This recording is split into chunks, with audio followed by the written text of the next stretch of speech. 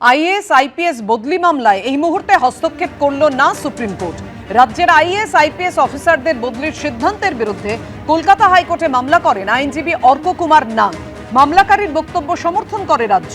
31শে March মামলা খারিজ করে কলকাতা হাইকোর্টের প্রধান বিচারপতির ডিভিশন বেঞ্চ।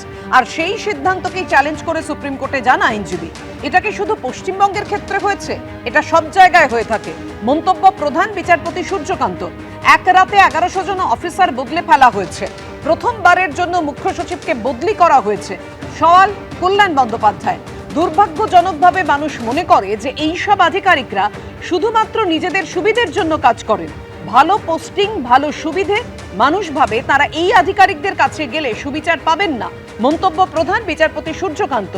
আপনার রাজ্যের ক্ষেত্রে সবথেকে খারাপ নিদর্শন হচ্ছে যে এসআইআর প্রক্রিয়ায় বিচার বিভাগকে যুক্ত করতে হয়েছে। তার কারণ বিশ্বাসযোগ্যতা।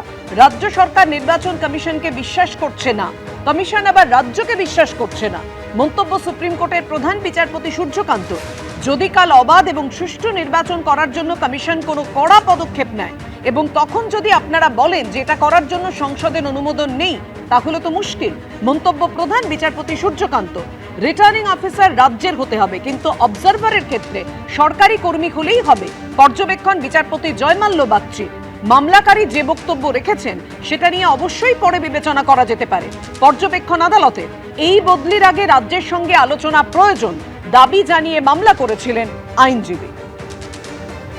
21শে এপ্রিল পর্যন্ত ট্রাইব্যুনাল যাদের ছাড়পত্র দেবে তারা প্রথম দফা নির্বাচনে ভোট দিতে পারবেন।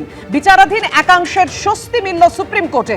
21শে এপ্রিল পর্যন্ত বিচারাধীন ভোটারদের ট্রাইব্যুনাল ছাড়পত্র দিলে তারা 23শে এপ্রিল অর্থাৎ প্রথম দফায় ভোট দিতে পারবেন, নির্দেশ দিল সর্বোচ্চ আদালত। দ্বিতীয় দফার ক্ষেত্রেও বিচারাধীন একাংশকে স্বস্তি সুপ্রিম কোর্টে। 27শে এপ্রিল পর্যন্ত যাদের ট্রাইব্যুনাল ছাড়পত্র দেবে তারা দ্বিতীয় দফা অর্থাৎ 29শে এপ্রিল ভোট দিতে পারবেন।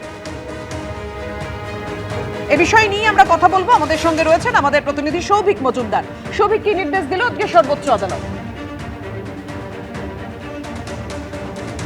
দেখো, সুপ্রিম কোর্টের তরফ থেকে কিছুক্ষণ আগে যে নির্দেশনামা আপলোড করা হয়েছে সেই নির্দেশনামা অনুযায়ী আগামী 21শে এপ্রিল পর্যন্ত বিচারাধীন ভোটারদের যে অংশকে ট্রাইব্যুনালের তরফ থেকে ছাড়পত্র দেওয়া হবে তারা প্রথম দফা অর্থাৎ 23শে এপ্রিল যে নির্বাচন হবে সেই নির্বাচনে তারা ভোট দিতে পারবেন, তাদের নাম ভোটার লিস্টে তোলা হবে।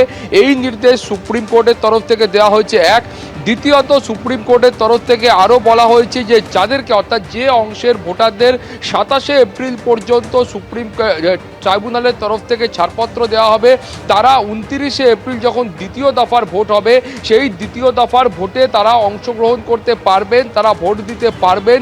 সেই নির্দেশও সুপ্রিম কোর্টের তরফ থেকে দেওয়া হয়েছে। ফলে বিচারাধীন যারা ভোটার ছিলেন এবং যারা ট্রাইব্যুনালের কাছে আবেদন করেছিলেন তাদের একটা অংশের কাছে এটা কিন্তু অত্যন্ত বড় একটা স্বস্তি।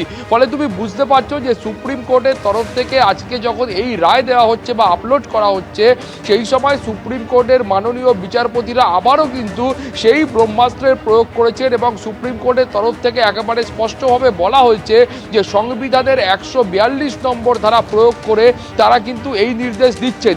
এখন সংবিধানের এই যে 142 নম্বর ধারা, সেই 142 নম্বর ধারায় এটাই বলা রয়েছে যে সুপ্রিম কোর্টের হাতে সর্বোচ্চ ক্ষমতা রয়েছে এবং সুপ্রিম কোর্ট সেই সর্বোচ্চ ক্ষমতা প্রয়োগ করে ন্যায় বিচারের জন্য যা নির্দেশ প্রয়োজন সেই নির্দেশ তারা দিতে পারেন বা প্রদান করতে পারেন, সেই ক্ষমতা সুপ্রিম কোর্টকে দেওয়া হয়েছে। ফলে তোমার মনে থাকবে যে এই মামলার ক্ষেত্রে মূলত 3বার সুপ্রিম কোর্টের তরফ থেকে এই সর্বোচ্চ ক্ষমতা প্রয়োগ করা হলো। প্রথমত জুডিশিয়াল অফিসারদের যখন নিয়োগ করা হয়েছিল তখন এই ক্ষমতা প্রয়োগ করা হয়েছিল। পরবর্তী ক্ষেত্রে তুমি জানো যে এই গোটা বিষয়টাকে যখন এনআইএর হাতে ইনভেস্টিগেশনের ভার দেওয়া হয় সুপ্রিম কোর্ট তরফ থেকে দেয় যে বিচারকদের ওপর হামলার ঘটনায়, সেই সময় এই 142 নম্বর ধারা প্রয়োগ করা হয়েছিল। এবং তারপরে আমরা দেখতে পেলাম আজকে যখন বিচারাধীন ভোটারদের যাদের মীমাংসা ট্রাইব্যুনালের তরফ থেকে করা সম্ভব হবে তাদের যখন সুপ্রিম কোর্ট ভোটাধিকার প্রদান করছেন সেই সময়ও কিন্তু এই 142 নম্বর ধারা প্রয়োগ করলো। ফলে এই আজকে সুপ্রিম কোর্টের নির্দেশ সেটা কিন্তু আসন্ন নির্বাচনের ক্ষেত্রে অত্যন্ত গুরুত্বপূর্ণ একটি নির্দেশ। পাপিয়া, সৌভিক, তুমি আমাদের সঙ্গে থাকো। এবিপি আনন্দ, এগিয়ে থাকে, এগিয়ে রাখে।